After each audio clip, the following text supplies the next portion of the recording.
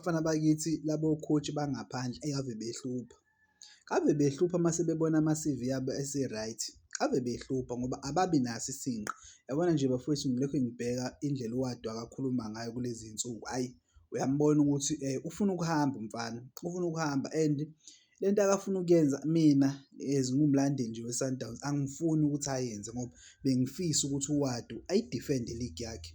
Bengifisa ukubona uWade edifenda iligi yabo, iphinde iyithatha futhi i-Orlando Pirates ngoba sonke siyazi bafowethu ukuthi lento eyenzakalile amathuba ukuthi iphinde yenzeke ekuthenini aphiwe iligi